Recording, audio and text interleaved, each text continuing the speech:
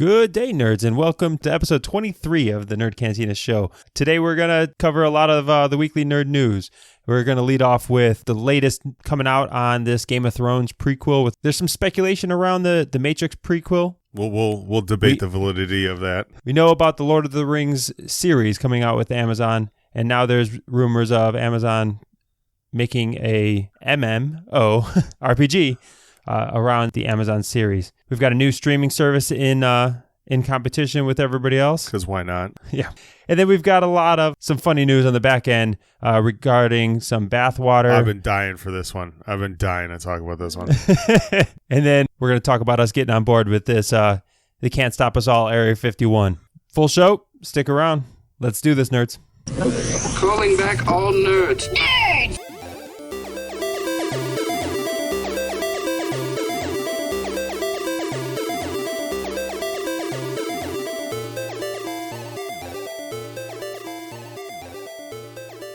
All right, welcome back, nerds. And before we get into this week's news, I just want to give a quick plug and a shout out. So if you missed our Fight Me Friday episode from last week, we had a pretty good discussion on Endgame with a friend and fellow podcaster Scott, regular Scott from Take a Knee for Marvel vs. DC. Yeah, it was a really fun time. Scott's part of our community Facebook group and is a big participant in a lot of our discussions. They had a show, we go over this on the Fight Me Friday episode. They had a show where they ranked their Marvel movie rankings. Me and Ken had a little bit of different opinions, so we challenged him, and he was kind enough to come on the show and not only do a great job of being a participant, but then also this Sunday, they release their shows every Sunday, gave us a really big plug and some really kind words on their show. So we just want to make sure that you guys, one, check out our Fight Me Friday episode. It was definitely a really great time. I'm sure that anybody listening will have some thoughts on the subject. And then go to Take a Knee for Marvel DC. They put together a similar concept show. So we know that our audience will fall right in with their audience. They're really great guys. You guys would really enjoy it. They gave us a really big plug this week because Scott was still kind of licking his wounds from Friday. So they've also expressed a desire to have us come on their show too. So I see a budding podcasting friendship starting, and you guys should get in on it. It's a really good time. Yeah, definitely check him out. Him and his co-host Oz are funny. They bring a different perspective to a lot of what's going on in the movie community, nerd community. Yeah. So go ahead and join those guys. And Oz reminds me of like a really nerd-based Larry Wilmore. You know who Larry Wilmore is? No, I don't. He was the older black gentleman on The Daily Show. And then he got his own spin-off after Jon Stewart left. But every time I hear his voice, I just picture like a Larry Wilmore with like an Iron Man shirt on. Well, hopefully he listens to this and he can either appreciate it or hate it. Yeah, no, I'm really looking forward to going on their show because Scott gives everybody a nickname, and I'm just really dying to get a good nickname. I have a few in my head that I would want. And then I might drop some small hints. No, but I definitely want to come up with one. But yeah, so go ahead, go support their page. Listen to the Fight Me Friday episode. It was a good time for us, and I think it'll be a good time to listen to. And then join us in the Facebook community and shit all over Scott for crumbling under the weight of the Nerd Cantina. All right, so now let's get to the news, beginning with a little bit of Game of Thrones prequel talk. The trend seems to be in entertainment now. We're going with prequels. Like everybody's gonna be hitting us up with prequels. It seems, we have all these established franchises, we have all these great stories that everybody has loved, and instead of trying to figure out how to expand these stories, everyone's going with let's just tell them how we got to this point. So, all right. So it all makes sense to me, right? If you got two directions to go, forward or backwards, forward, you either have to figure out how you just ignore the fact that you don't want to pay the original actors, or you go backwards where you could just do whatever the hell you want, and you don't ever have to worry about bumping into those high dollar people that got you that franchise notoriety in the first place. Yeah, if you went forward, you kind of have to jump far enough to where all those people are dead. And you're just kind of moving on forward, or you're at a point where you could afford maybe one or two of them, like Star Wars did. We could afford a Solo for one movie, and they go. But they if you go prequel, you have an easier time with writing too, don't you? I mean, you've kind of already set the rails for your story, and now you're just kind of like pushing the cart back a little bit. I think it's the perfect exploitation of hype that already exists. Yeah. Like you people who fell in love with the story, of course they want to know how they got to that story that they loved in the first place. For sure. So why not? And like I said, and then you can do a bunch of no-name actors. You don't need anything, and just if you go sequel, you have to do a lot of critical writing. You have to figure out where you're still going. If you do a prequel, you know where you're going. You already did it. You got there. Let's just start a new beginning point and weave it in. I think the only challenge is if it's successful, not rushing to that point where you started and like, fuck, we're already here. It's only been 3 seasons. We wanted 6. Yeah. So speaking about not rushing, we know the Game of Thrones prequel from the interview with George R. R. Martin says that it's going back about 5,000 years. So they got plenty of time to tell a story. They didn't kind of put themselves up against the original Game of Thrones window there. So we're looking at about 5,000 years before the dawn of dinosaurs. Jesus. Wow. Before the dawn of dragons. Flying dinosaurs, I like to call them. So it's before dragons. It's before he stated that it's before the house Lannister. So the Casters still live in Casterly Rock before taken by the Lannisters and the Lannister family starting. So maybe somewhere in those, I don't know, there are going to be some Starks, because they were part of the First Men. Yeah. So he confirmed that Starks were in it. He confirmed that dire wolves were a part of it. They had already previously stated that the what was it? The fairies were they called? The ones that created pretty much the Night King. They're going to be a feature in it. Yeah. Yeah, and there is White Walkers in this time frame. So really, what a lot of us, I'm down. The speculation was saying that it was going to be far history. It says George R. R. Martin said that this is not 7 kingdoms. This is not the 9 kingdoms that preceded the 7 kingdoms. This is 100 kingdoms. So you're talking about almost like really feudal tribal. Yeah, it's Westeros. pre like what would be Game of Thrones lore civilization. So no real, everything's just gonna be houses. No territories, just houses. So if you thought the Game of Thrones, season 1 was tough to follow with all of learning the different houses and how they interact, this is going to be a complete mindfuck. Yeah, it was fun getting my girlfriend caught up to the season when she first started and just being like, "Who's that dude again? Who's it? Who's it? Who? Like which one? Where does he belong?" Like, yeah, it's gonna get a little hectic, but I mean, you have to trust an HBO in doing the quality writing enough to make this, understandable and good, and you can't doubt them at this point with the amount of quality programming HBO puts out. You really can't doubt them. You got to give them a shot. It's not that they're not going to fail at times, but they deserve the benefit of the doubt. They win Emmy after Emmy after Emmy. So I'm down. Yeah, I'm down. I'm in on it. I think the quickest way for them to tank it themselves in this one is to announce that it's the same writers from the final season. They just need to distance themselves from all of the hate there, and I think they'll give it an adequate budget and production value up front. Unlike if you go back to first season Game of Thrones, they did a lot with a little. Yeah. Like you could tell that the budget wasn't there, the support wasn't there. That's They're the going to thing come with straight into every this show. fully supported. I give a lot of flack to people that, when you tell them like, hey, you should check out this show. It's, they're on their third season. You should really give it a watch. And then they're like, oh, I watched the first 3 episodes. I really couldn't get into it.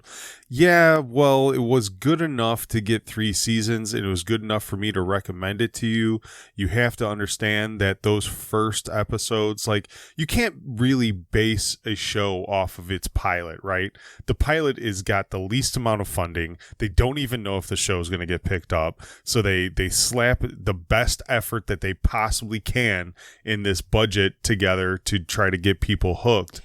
It's like the first the first origin Marvel movies are usually some of the slower paced, not fan favorites because you have to do so much development.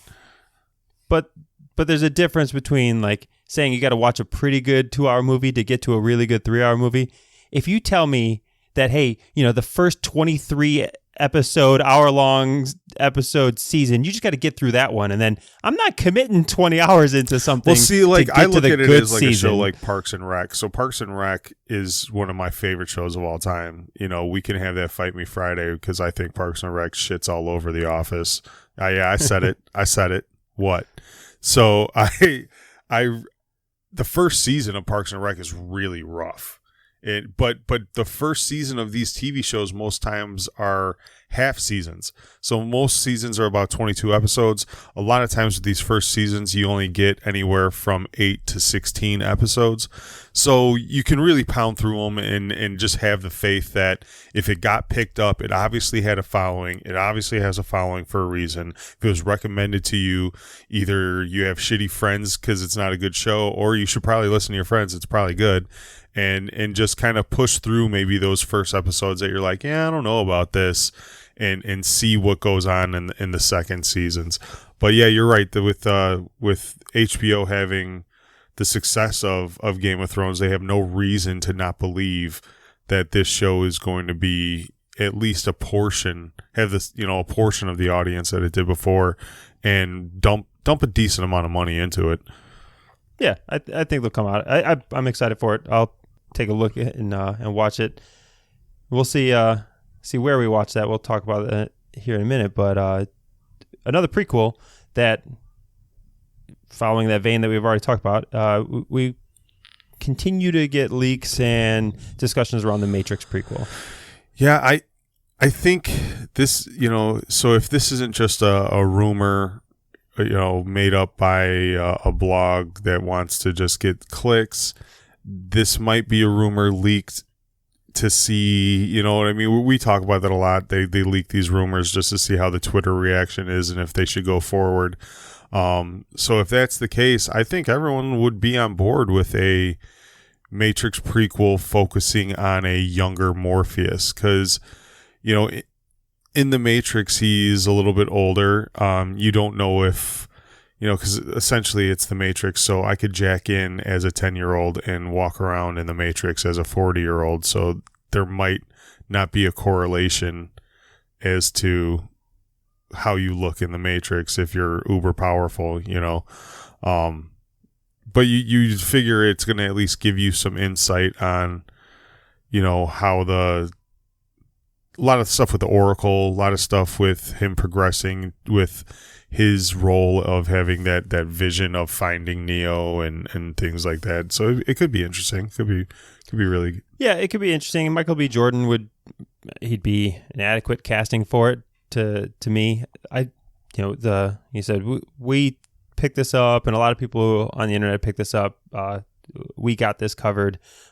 Is who's credited with kind of discussing this most recently this week. But I went and did a search to just see if there's real news behind it, and I saw YouTube videos that had the exact same headline: "Young Morpheus played by Michael B. Jordan 2 years ago." So this has apparently been lingering around for a long time, to the point that I probably heard about it 2 years ago and forgot about it 2 years ago before we get here. The Wachowskis came into the nightclub I used to work at all the time, and they like to dance. They like to have a good time. It could have been a conversation where they after a few cocktails told the wrong person an idea they had a couple years ago and they put it on a blog. So I'm not going to fully doubt it. Do we even have confirmation that the Wachowskis are a part of this? I thought maybe one of them might be. I didn't think that the brothers in total were doing this. They might not be producing it, but I would assume they retain the rights to it. They, I don't know if, so you figure at some point they would have had to okay it. So they might be executive producers, but not have anything to do with the writing and the production of it. Yeah, maybe. I haven't heard I'm really very much about whether they're a part of it. I quit the club about 4 months ago. Lana still goes into Spy Bar, so I'm still trying to weave my way into some Wachowski interviews and news. So let's all keep our fingers crossed. They're really nice people, and I've had multiple conversations with them at the club, but it was before the podcast, right after I started the blog. So I was a little timid to call in those favors, and I'm gonna go full balls out and cash those in if I can anytime soon. Yeah, I mean we're counting on it, but we'll see if you fail there. Oh yeah, no, it's either success or fail. There's nothing else there. Do or do not. There is no try. All right, and then moving on from that, we've got some more news around. Amazon's got their Lord of the Rings series that everybody knows is coming out. They've released a lot about it, and now they're talking about a video game. Amazon getting into the video game world here. Yeah, you knew it was coming. We said that during our Stadia talk that Jeff Bezos was not going to let everybody play in that sandbox alone. He's gonna carve out his own corner. So this is probably their.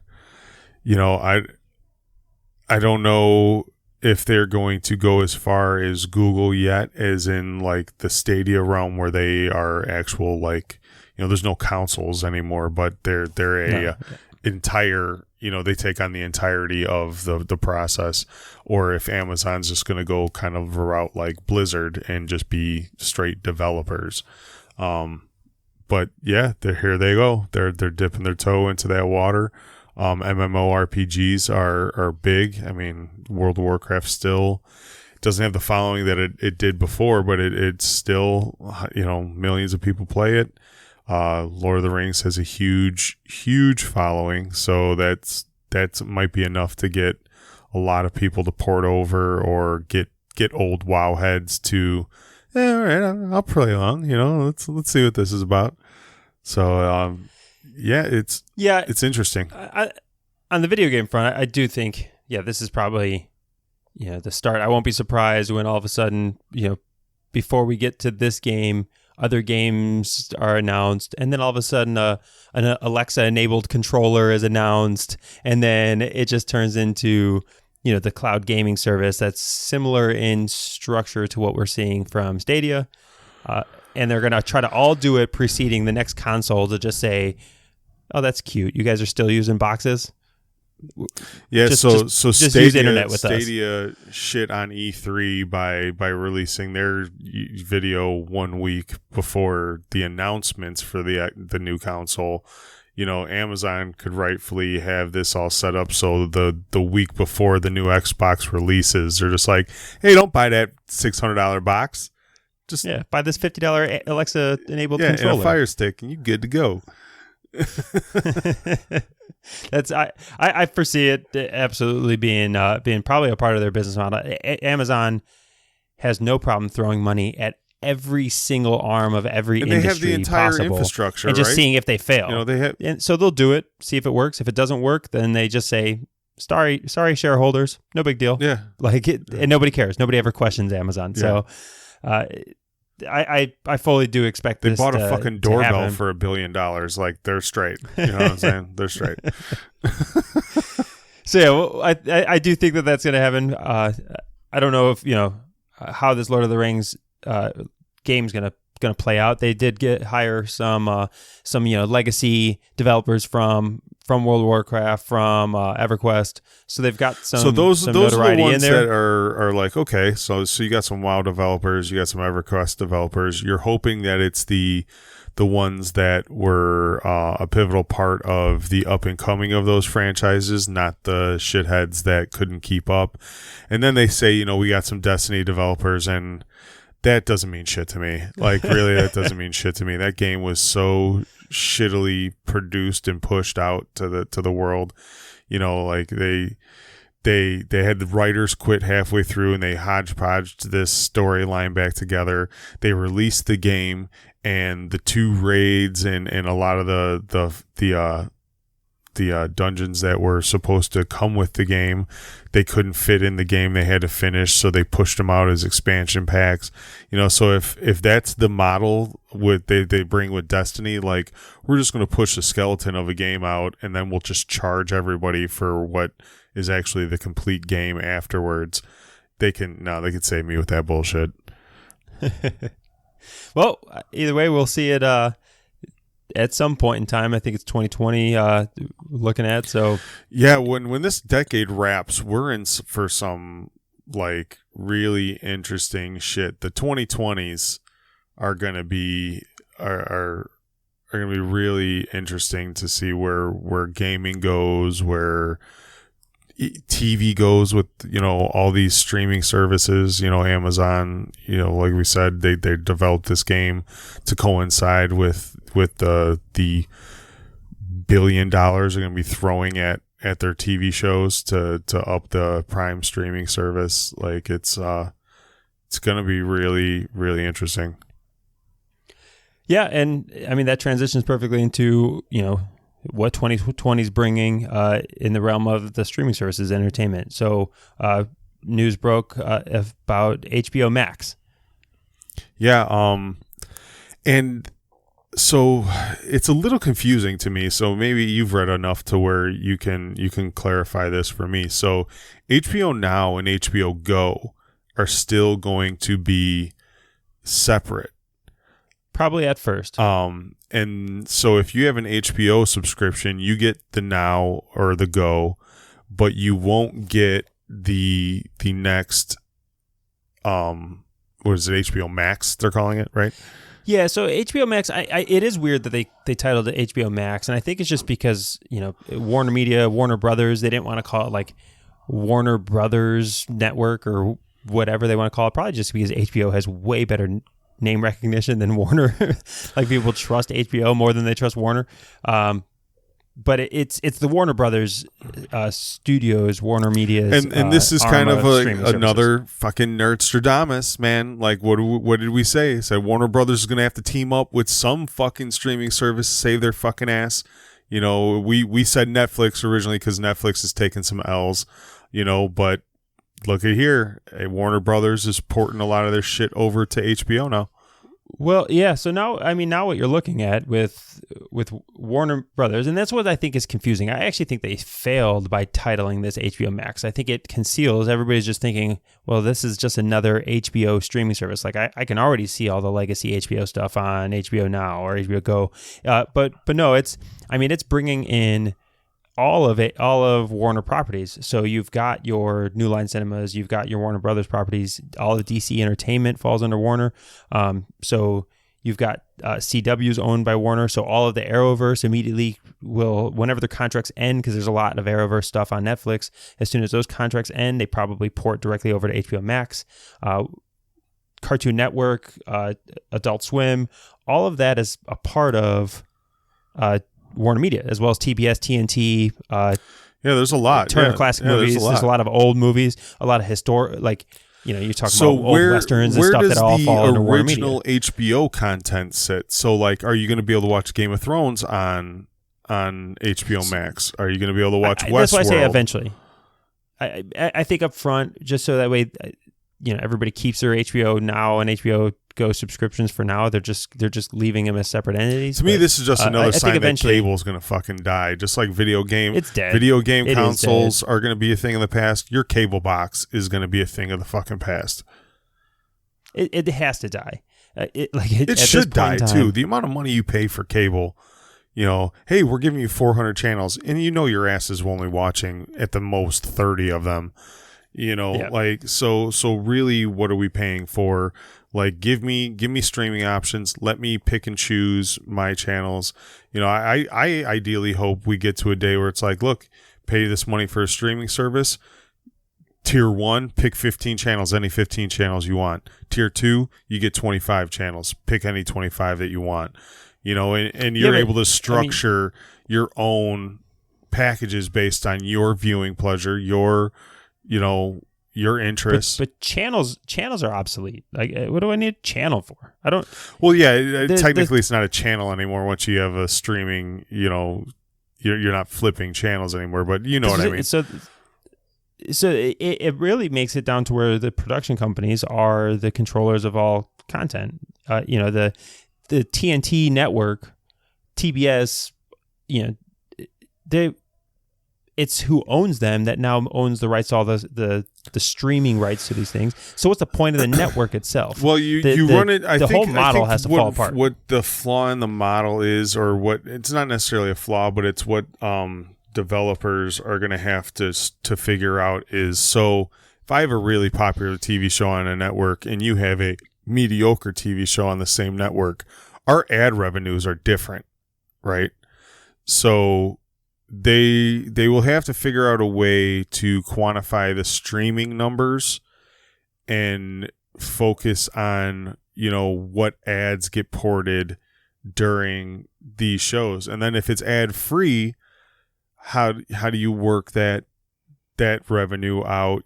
So like the more successful shows get the higher funding and the higher ad revenue, and because that's essentially how it works now. You have a primetime show, you get higher advertisement rating, revenue. Yeah, I'm sure there's already contracts and stuff that exist. With this release of HBO Max, we hear immediately about how Friends is getting pulled off of Netflix, which just like losing The Office, losing Friends is another huge hit for Netflix. Yeah, didn't they pay like $100 million? They paid $100 million to keep it for another year. $85 million or whatever else for Friends. So that's what I'm saying. So those contracts, as far as how these companies get paid, like that's a quick peek behind the curtain there. That Friends, it wasn't getting paid off of how many people watch it. It was just a flat in order to borrow those rights. Now, since Warner Media owns the rights, they're not paying $85 million to Friends. So exactly, how do the people the royalties for the actors and stuff, how does that all get paid out? I want to look up the total amount of revenue generated by all the streaming services, because if you got $85 million to buy the rights to stream a show that is 2 decades old, that just has a cult following, how much money are you pulling in at $14.99, $9.99 a month? How many people are actually subscribed to these services? Like it's a number that's hard to imagine, to take $14.99 and divide it up by, just the 85 million for Friends, let alone the hundreds and hundreds and hundreds of millions they're paying for all these other shows. Like that's a crazy number. That's a crazy amount of subscriptions, which we have a Patreon. I would like $1. If we could get a small amount of dollars, I think Netflix and all these streaming services have proved that you get a handful of people to support you. That number ramps up really fast. Patreon.com/nerdcantina.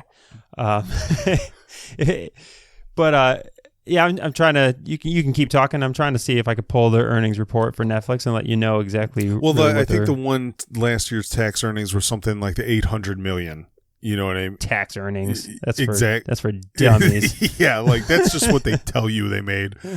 And Netflix doesn't have commercials, so when you look at a Hulu, you can't just quantify their subscription number. So yeah, we could do a quick math problem. 880 million divided by $14.99 or $12.99, whatever. I have a 4K package, and stuff, so I pay a little more. But yeah, Hulu has ads, and what are they charging for these ads? What's the revenue that these ads are bringing in? They have shows that air on TV Monday night and they post them on Tuesday night. So what are they paying for the exclusivity of having shows that are current? And, you know, there's a lot of numbers that go into this. And I'm just really curious as to like how much of the globe has subscriptions to these streaming services already. You know, like it's insane. Yeah. So in Q1 of 2019, Netflix reported that they had a total of 148.9 million paying members, subscription members at the time, which is up 25% from 12 months ago. So round it up, that's 150 million people.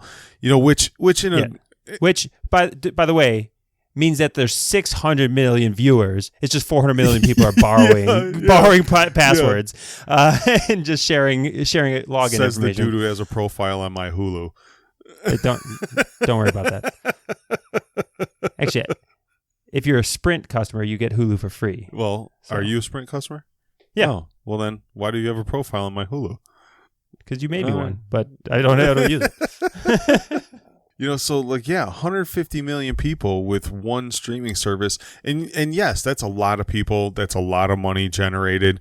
But I'm sure just as you know, my goals with Patreon for our program, you look at the world, there's 7 billion people in the world. That's 150 million, still a small piece of the pie.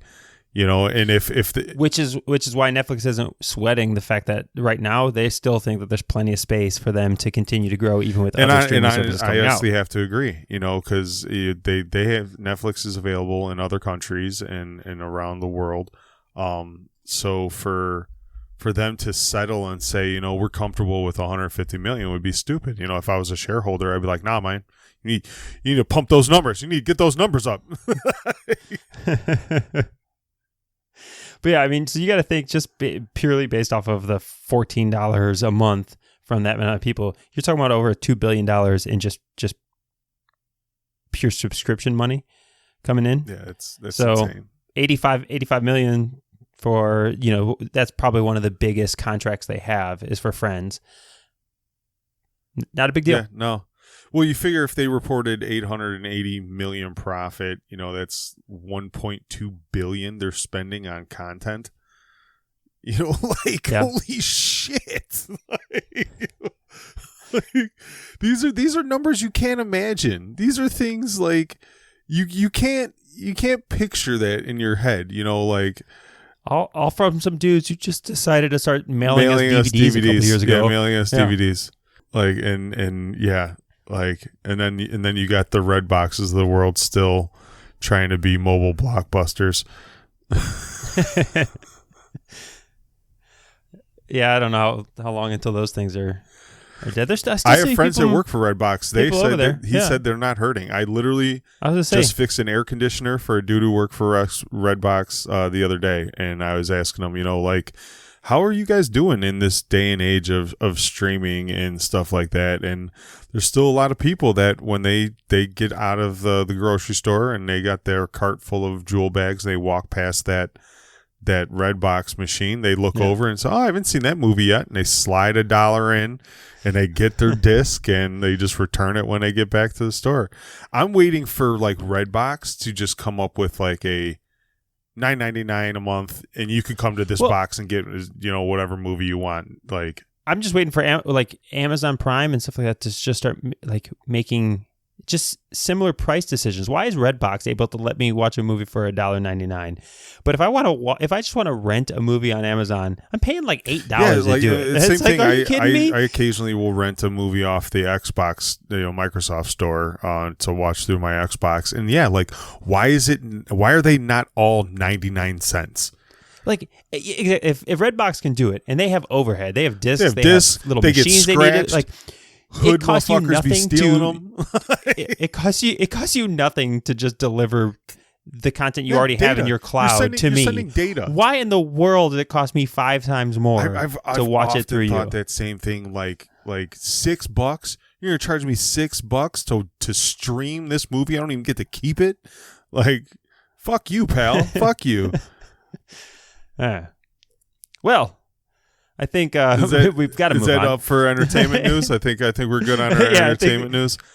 Well, now for our own personal entertainment. This has been like I'll just let you run with it. Yeah, I've really been wanting to talk about this over the last couple of weeks, just because it is really just blown. Well, I'm glad we didn't talk about it last week. Yeah, because the story just keeps progressing. It just keeps. Going. I thought the first week when I want to talk about it, there's no room for this story to go, and it keeps going. So there is a streamer and Instagram model named Belle Delphine.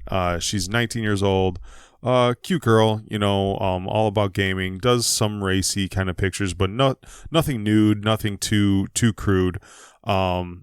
And there's a common saying, I mean, I said it when I was younger, people post it on internet comments now all the time that, like, damn, that girl's so fine, I drink her bath water. And it always gets a good laugh, and everybody, like, the mental picture in your head comes up, and you're just like, ooh, so people were commenting this on her Instagram, and she just, like, trollingly, said, all right, well, how much would you pay? And by the end of the troll, you get an Instagram video of Belle Delphine sitting in a bathtub in like a one-piece bathing suit, bottling her bathwater and selling it for $30. With the disclaimer that this is not for drinking. This is for literally it says that this is for sentimental purposes only. So you too can own a jar of Belle Delphine's bathwater, and I'll table that there just to hear your thoughts on the original concept before we move on to where this story has progressed. So the original concept is just. It's just a dark point for society. Like, she does it as a troll. To be clear, she didn't actually intend on selling bathwater. But if I was her, I'd be selling my fucking bathwater. Like, the fact that, like, it is it's a saying that it is said, but it's not supposed to be acted on. Yeah, no. At least I never thought it was supposed to. And the fact that, like, there are literally dudes ready with their PayPal accounts set and ready to go. People were buying it because she only had so many jars and so much water in that bathtub that once people bought it for $30 from Belle Delphine, they were putting it on eBay for hundreds of dollars, and eBay had to actually shut it down. They're like, no, we're not gonna, we are an e-commerce store with some respect. We're not letting you buy this. You could go down a couple aisles and buy a fleshlight, but you can't buy this chick's bath water off our site. Which, again, a dark point in society, because the dudes who buy it in the first place for $30, you're your own gross human being. And then the dude who's in the resale market who selling this again, who bought bathwater in bulk. Yeah, you are also a new level of shit. And then the dudes who are paying hundreds of dollars not realizing that this is a renewable resource. She just needs to wash herself again. Like, this isn't a limited quantity thing here. She didn't even wash herself to start. She just got in a bathtub in a swimsuit and just played around in it and was like, "Hey, look at guys." Next, you're gonna get a bunch of verification with small vials, like catching rainwater dripping off her body on the street. It's gonna be really weird. Now, I mean, we say this is a new low point for society, but is it though?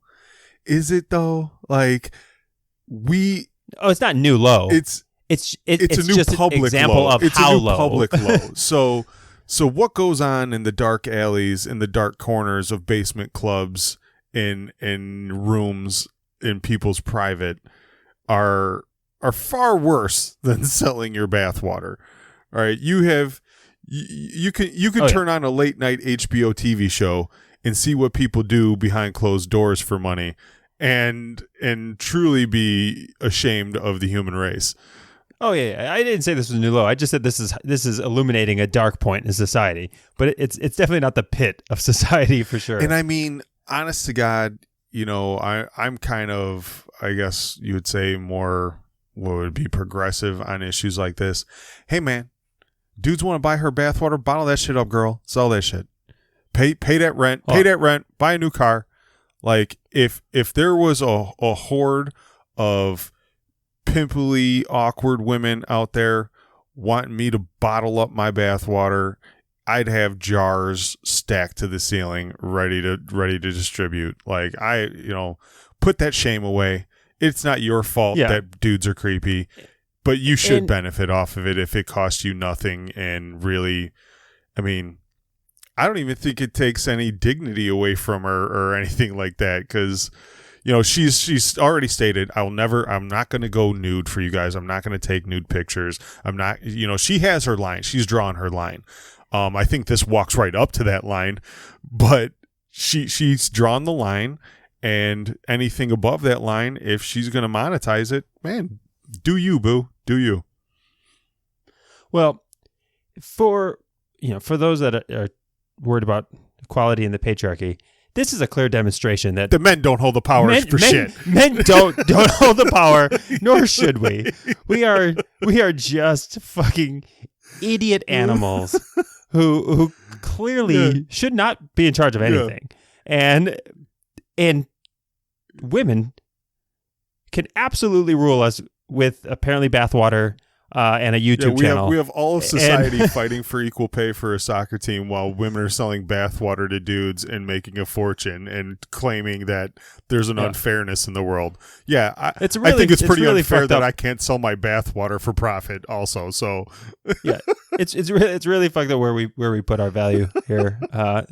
But this is just a demonstration that men can't be trusted. So moving on from the initial concept, so now the bathwater is bottled and it has actually been shipped. What people are doing with this bathwater now is the Tide Pod challenge of pornography, I guess. Like, it's not even really pornography, but it's something sexualized and dirty. You have people actually drinking the bathwater. You have people vaping the bathwater. You have people, like we said, reselling the bathwater for an even higher profit. And the funniest, I think, was the 50 people that drank the bathwater claimed they got herpes from drinking the bathwater.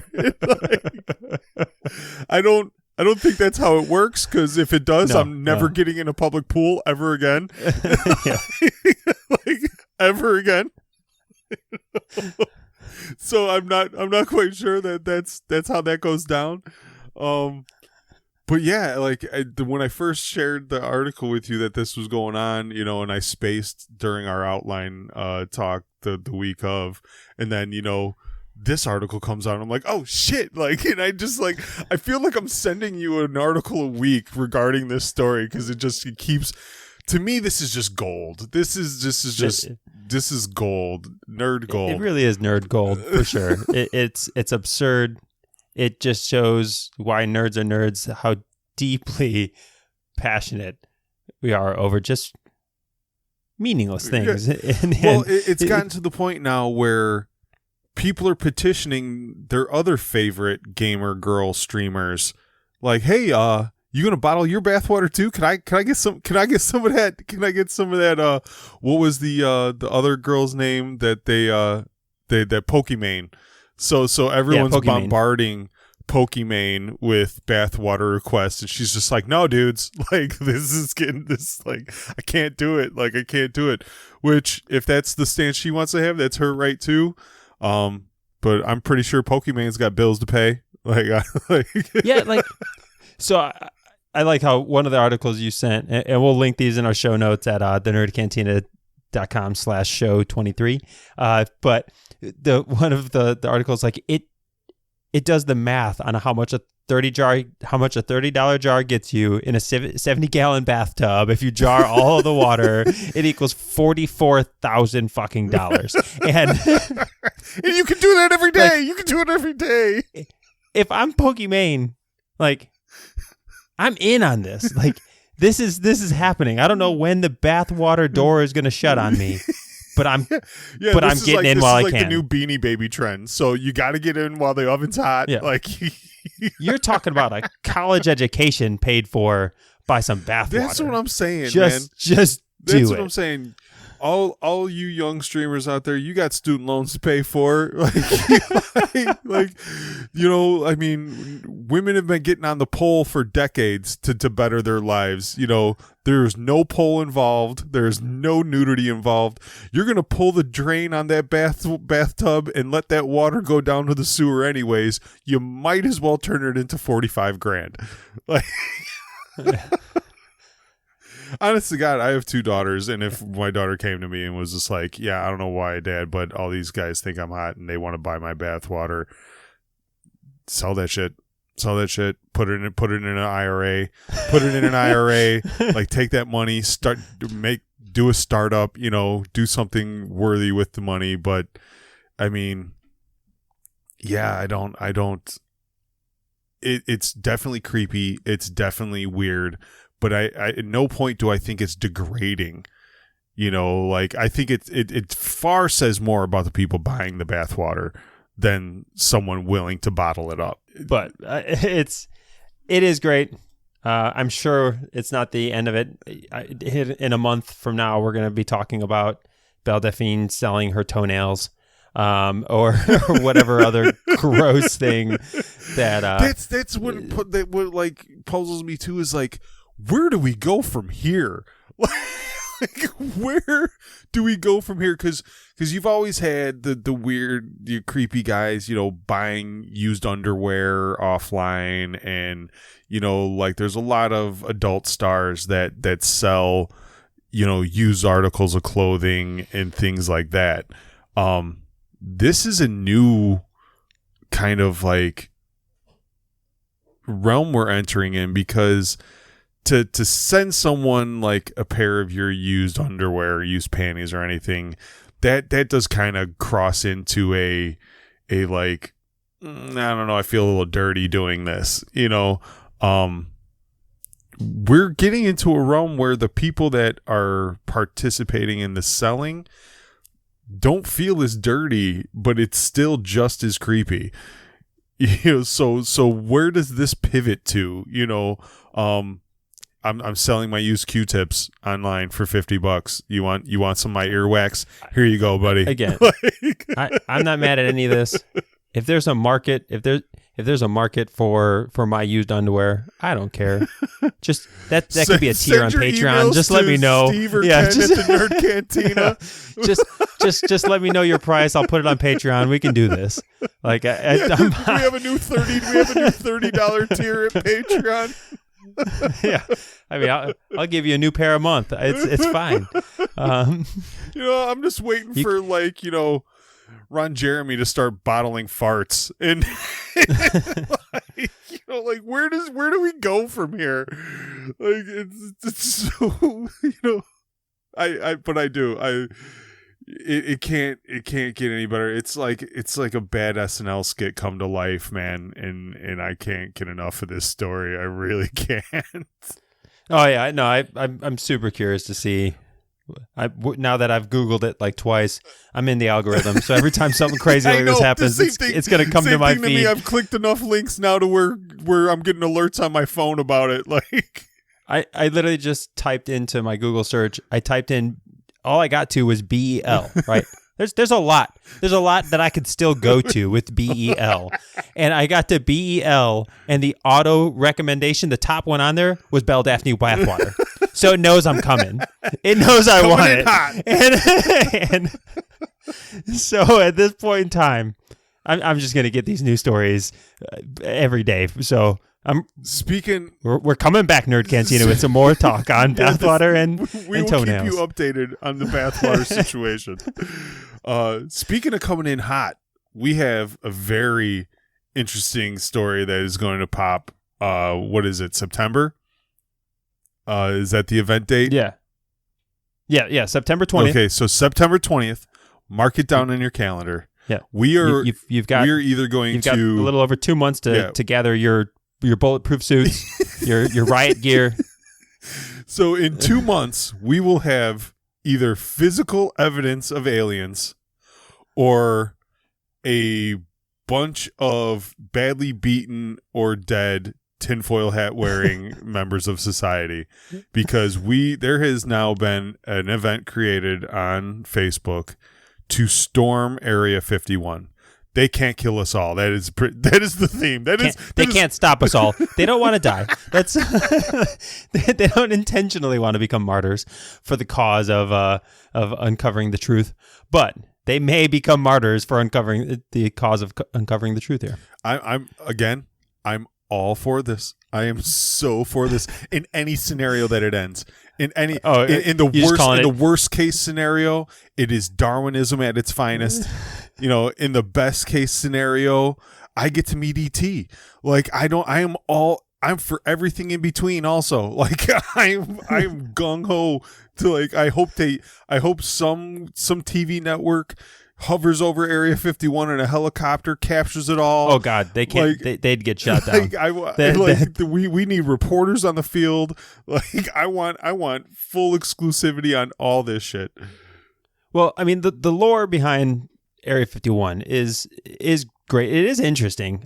Because it's a top secret military compound, which wasn't even acknowledged by the government until about 5 or 6 years ago. No planes, no anything, even military planes are not allowed to fly over Area 51. No imagery is allowed to be taken. There are signs out on the perimeter of the area that is supposed to be Area 51 that clearly states, like, hey, stop what you're doing. Any trespassers will be shot dead. And that perimeter is probably still, like, it's huge. That perimeter is probably still more than 10 miles away from whatever type of compound or hole in the ground that you go a mile some underneath. Mad Max shit, like dudes in customized cars driving over the fence. Like, this, I want some straight Thunderdome. Strap a dude to the front grill and drive right into Area 51. And it's gonna be me in my RV, just sitting about 100 yards back. Just go get them, boys! Please do. Woo! You are close enough and have an RV. We could have an on the ground reporter. You can live stream it from YouTube. Now that you said that, I'm fully expecting. Expecting you sitting on top of your RV in a lawn chair with one of those umbrellas, and just straight live streaming the chaos at Area 51. So I think a lot of this is coming off of the fact that Joe Rogan on JRE had a dude named Bob Lazar on his show, and Bob Lazar has a Netflix documentary. I started watching the beginning of it. I can't remember the name of it off the top of my head, but I'm sure if any of our listeners just Google Bob Lazar or go to Joe Rogan's podcast or YouTube page, it'll have it all up on there. He worked Area 51. He goes in depth on what they had him do, what his job was, what he was experimenting on, the compartmentalization. I've listened to that entire podcast, and he's been saying this since like the 70s, and he's been telling the same story long enough with no variation that it's quite believable. And some of the things that he was saying in the 70s are like commonplace now. So he was calling like technology. He was saying there was this alien technology in the 70s that nobody could believe that we actually use now today. And he was like, yeah, I know, because the government stole it from this alien ship we were working on, and this and that, So I think a lot of people listen to that podcast. A lot of people maybe watch that documentary, and they're finally like, no, fuck this. I want all the alien info. Let's go get it. I really do think this is stemming from Joe Rogan. So if there's any bodies on the floor, you could blame Mr. Rogan. Sorry, Joe. But you opened Pandora's box with that podcast. Well, even Bob Lazar's come out as of like yesterday saying like this is a really bad idea. Because he knows like, who's in that facility. Don't do it. And he stated that like the only alien potential technology was at a different site 50 miles away or whatever else 30 years ago, that where everybody's planning on going, that's not even, you're not even going to find what you're looking for. But what you will find is tear gas. Lots and lots of fucking tear gas. I'm all for it. And that's the thing is like, you set this date in September. Like, if there is an alien spacecraft and some alien down there, the government doesn't have enough time to just relocate everything. Like there's a public fucking. They don't have to. I'm just saying. Like, let's just say there is no chance that people get all of this is to true. the heart of whatever this is. If you are able to breach Area 51 and get past the government, and you got like some speed demon of a dude that finally gets to the facility, he's walking into an empty warehouse. They're like, if there is stuff there, it's not there anymore. Like, you gave up your hand. Let's like, it's like telling somebody, hey, I'm gonna come rob your house in a month and a half. Like on July 12th at 10 p.m. I'm gonna break down your front door and I'm gonna rob all your shit. Like, but I'm coming with 50 people, and you can't stop us all. so we're getting your shit. This is just another, like, it makes you question the intelligence of the human race as a whole. So I often say, like, I feel I'm a pretty smart man, but I feel like I'm of average intelligence, maybe slightly above average intelligence. I talk to people all the time that blow my mind as to how smart they are. You know, and someone once said to me, they're like, you got to give yourself a little more credit than that, because there's 7 billion people in the world, and if you think that you're the average intelligence, there's 3.5 billion people dumber than you, and that's a scary fucking thought. That's a scary fucking thought.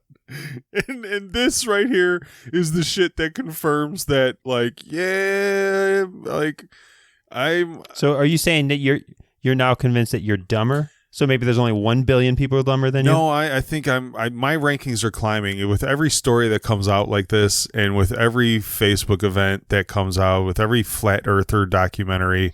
I am climbing the ranks of human intelligence slowly but surely, without having to do any work myself. Without, I'm reading no books to validate this theory. I'm taking no lessons whatsoever. I am just paying attention to the world and being like, nah, I think I need to give myself 10 more places today. Like, I was to say, it's not that you're climbing the ladder of intelligence. It's just that the ladder just keeps sliding downward, and you remain clung at the same level. I'm not claiming to do anything to myself to work towards this goal. It's the stickers on snow blowers that say "do not use on your roof" that give me confirmation that maybe I should give myself a little bit more fucking credit. Well, either way, I think we will probably talk about this again before September 20th. Oh, for sure. Unless it just dies. Because, I mean, it started as a joke on Facebook, but then 500,000 people decided, no, this shouldn't be a joke. Well, that's the thing. So I live in Chicago. There's a big neighborhood in Chicago called Humboldt Park. Someone released an alligator that they had as a pet into the pond at Humboldt Park. It's a pretty big fucking pond. That alligator is famous as shit locally now. Like, that alligator has its own Twitter. That alligator, that alligator is now a local legend, and there are Facebook events. Come pet the Humboldt Park alligator. Thousands of people sign up for it. Hundreds of fucking people are actually at Humboldt Park looking for this alligator. You're not going to get the total percentage of the whatever 200,000, 300,000 people that signed up for this event, but you better fucking believe you are going to have a handful of fucking tinfoil hat wearing motherfuckers that show up to Area 51 like, all right, guys, we're like... Like, what are we doing? What's the plan? Well, and if you ever go by that area, there are like these, I think it's 1 or 2 like little isolated buildings. They're little alien themed gift shops right around that area. So yeah, they're all going to storm. They're going to buy out all of the alien themed whiskey and tequila. They're going to get drunk on whatever they can find at the gift store, and they're going to go. Dude, I mean, pack the RV up with something to sell. Either that, or I mean, even if it's just bottled water. I was going to say it'd just be bottled water, because you know these idiots aren't coming ready to survive the desert. It's still hot. It's still hot in September. Start grilling hot dogs and sell hot dogs and water, with an alien mask on, and have the kids dancing on top of the RV. Natalie could do the register. Like, man, this is the alien version of bathwater. Profit off this shit, dude. Like, what are we doing? We all got bills to pay. Put a Nerd Cantina sticker on the RV. Like, let's do some cross promotion, because some of these people, I'm sure, are our people.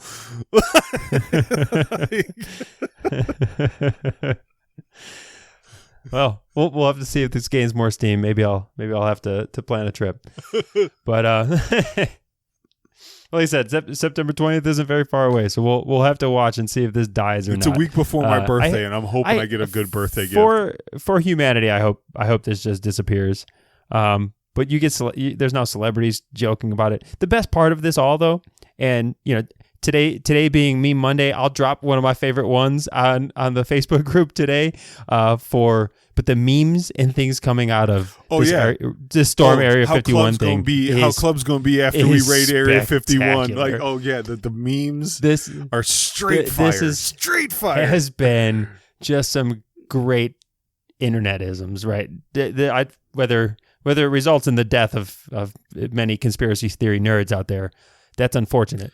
But the memes I'll get up leading up to it will make it all worth it. There's a lot of suck that is involved with the internet nowadays. The internet can be a toxic place, but the one thing I do love about the internet is it has no fucking chill. And the minute stuff like this happens, you get the best comedy from real life. It's the memes, the Snapchat stories that are coming out of this, like it's just phenomenal. I love it all.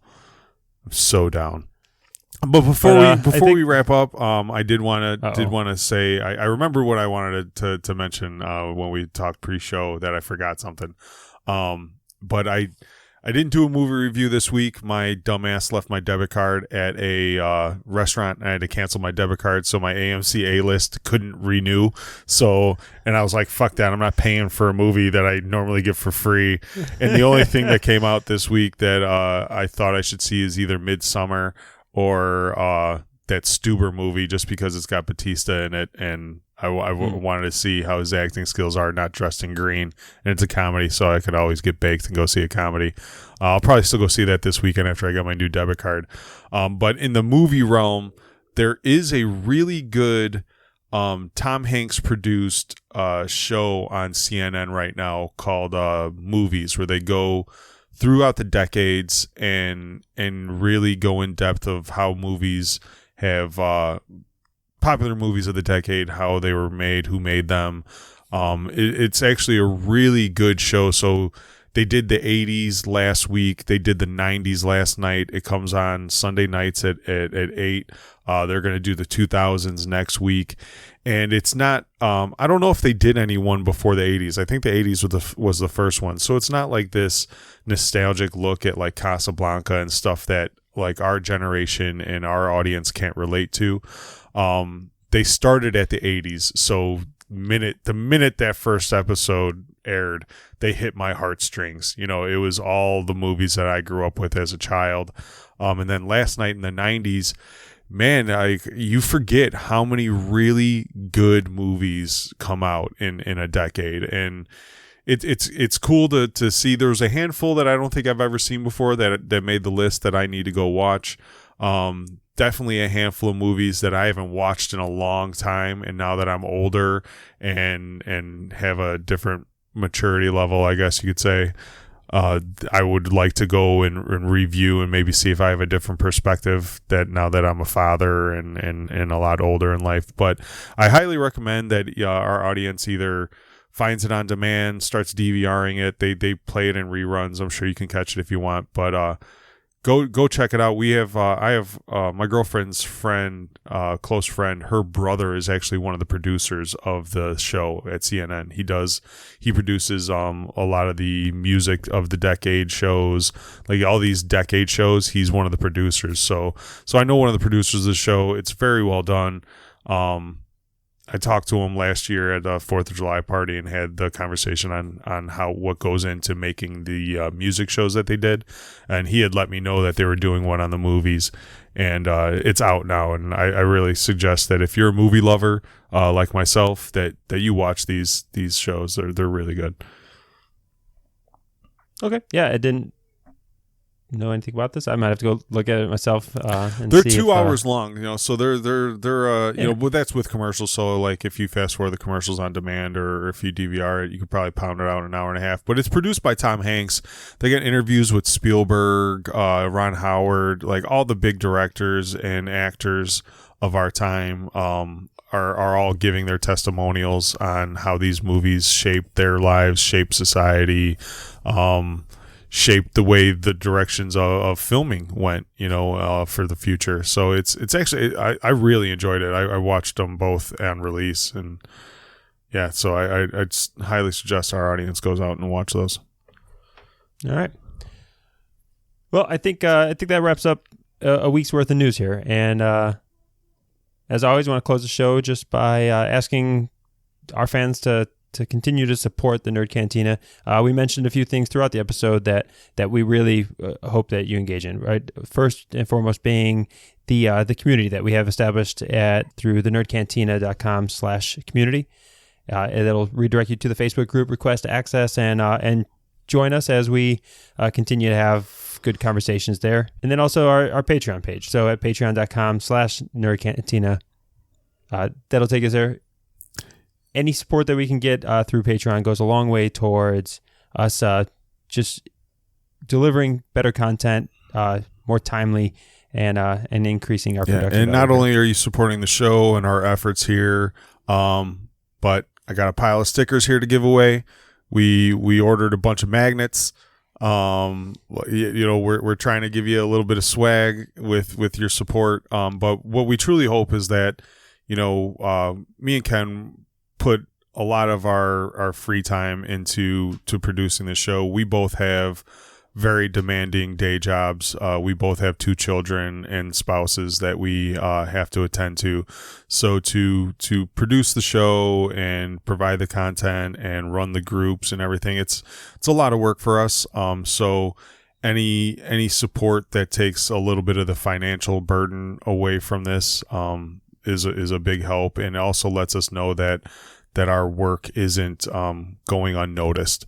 So we really do appreciate any of that support, and we've spent a little bit of money to give you some things to represent the Cantina and show that the world who you enjoy and what you support. So please visit. It's just $1. All right, well, with all of that said, like and subscribe, and have a good week. Take care, nerds. Real quick, we just wanted to mention one of our favorite new apps, which is Podcoin. So assuming that because you're listening to our podcast today that you happen to be a podcasting nerd, and if you are, I can't see any reason why you wouldn't want to get paid for your time. I'm a big fan of getting paid to do stuff that I do in my daily routine anyways. I sign up for all the rewards programs possible. And with Podcoin, you actually get paid to listen to podcasts. So every minute that goes by that you're listening to your podcast, you are throwing away potential money. So go ahead, download Podcoin app on either through iTunes or through the Google Play Store. And when you sign up with the promo code NerdCantina. One word. That'll get you 300 free coins towards your account, and get you on your way to earning that first reward from either Amazon gift card, Target gift cards, all kinds of things. You can also donate your coins to your favorite charity that they offer. If you're going to be listening to podcasts anyways, you might as well get some free stuff for doing it. So download the Podcoin app, put in the code the Nerd Cantina, get your free coins, and start earning money while you listen to our show.